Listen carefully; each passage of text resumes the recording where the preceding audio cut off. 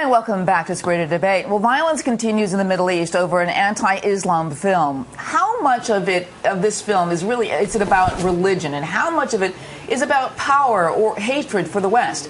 And that's the subject for the panel today. Joining me from Los Angeles is Maryam Mahmoudine, and here in New York, award-winning author Carol Swain. Hi.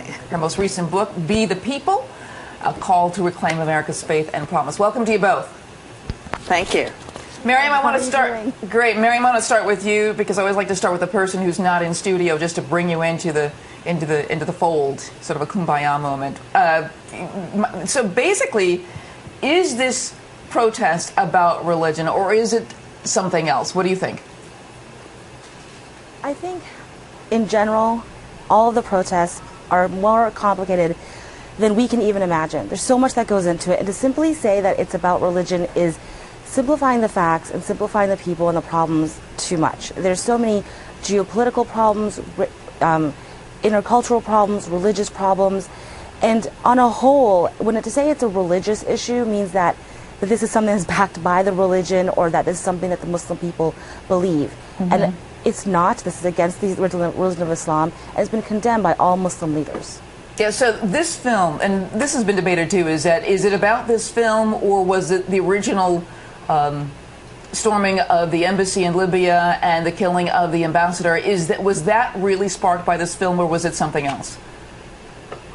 Well, from right now, what we know, and from all indicators, is that the only story, the information that we have, is that it was sparked by this film. This film was really powerful and very, honestly disgusting. It was such an insult to the religion, and it was created to incite this kind of reaction. When you look at from how it was filmed to how the actors were duped to how it was dubbed over, there was an intention behind this film. Mm-hmm. And it's unfortunate. And then also that the film, it's not even a film, it's a video. Now, the video was released a year ago, and then it was dubbed into Arabic, and then these reactions happened. It's saying that this was done for this audience to create this problem.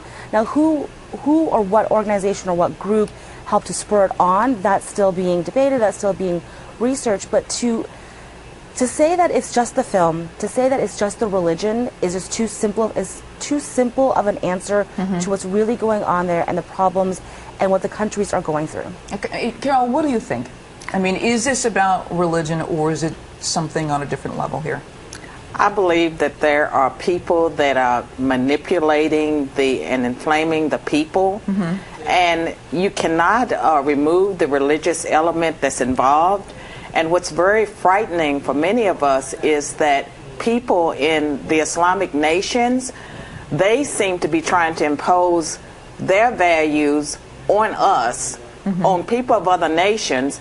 It's totally inappropriate for them to try to censor other nations. I don't believe that anyone should deliberately try to inflame the Muslim people, but at the same time, they need to understand that in other nations, we do have constitutional rights. We believe in free speech, and we have the right to engage in creative output. And if the Muslim people who receive billions of dollars of federal aid from the United States, if they can't understand that and accept that, then I think we need to cut off the money and bring our people back home. So can I ask? Go ahead. Who is the Islamic nation, and who are you speaking of? Because I'm Muslim and I'm American. And I don't think that I can be lumped into that category. So you're offended by this film, but Maryam, I know you're offended by this film, but I don't see you protesting and rioting. That is a big difference. But do you know something? One reason... I agree, and the people who are protesting and rioting are a very small number of people. When you look at the estimate of Muslims living in the world is from 1 billion to 600 million. And how many are protesting? What, tens of thousands? I hardly think that accounts for me as a Muslim, for any American Muslim who's not out there protesting. When we're all standing here just this week, our organization, the Muslim Public Affairs Council, had a press conference with the Coptic Church of Los Angeles to say that we stand and condemn this violence. I don't see how this can be a general blanket and label over all Muslims and the Islam nation. Last time I checked, there wasn't an Islam nation. Okay, so excuse me. The Muslims of the Middle East, because I thought that was the topic. Yeah, exactly. That's really what it is. And it seems to me that if we're going to give them billions of dollars of U.S. aid, then at the same time we need to be educating them to understand that in the West, in other nations, we have constitutional rights. And one reason where Muslims in the U.S. may not be rioting and protesting is that, I mean, clearly they are minority. And it wouldn't even make sense for them to do that. And I don't believe our U.S. government should be apologizing and criticizing the filmmaker, because part of America is about freedom of speech, freedom of associations, freedom of religion. And what we need is for Muslims to be condemning the violence against Christians and Jews that are taking place in the Middle East, and we need the president to be condemning it, not apologizing for a film. Okay, Miriam.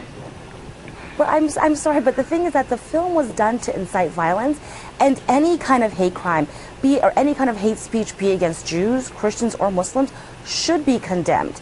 And the thing is that to say that the Muslims don't understand that Americans have constitutional rights is such an oversimplification of the situation that's there. Do they understand our rights? Probably not. They're not Americans and they don't live here. You have to understand that these countries where this all started were under dictatorships for 30 to 40 years. They are now at a process where they're changing and evolving and getting these rights, at things that they were denied for decades.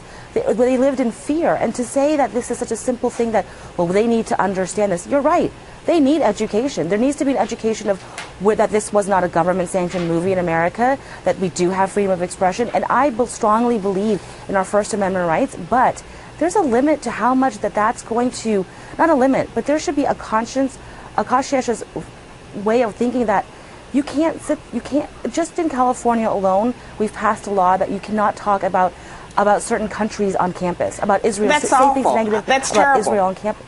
Yes, but this is a freedom of speech issue. I've got to bring up the fact that you've got a lot of art and film in this country that bash a lot of, mainly Christianity. You've got the Book of Mormon that won 9 Tony Awards on Broadway. It's opening up in Los Angeles. You've got stories of the Da Vinci Code. We just talked about that. That certainly not only gets at Christianity, but it also demeans the very core element of Christianity. So, I mean, you don't see these protests in America over these kinds of films. There's a different understanding of what constitutes freedom of speech. It is sort of the turn the other cheek.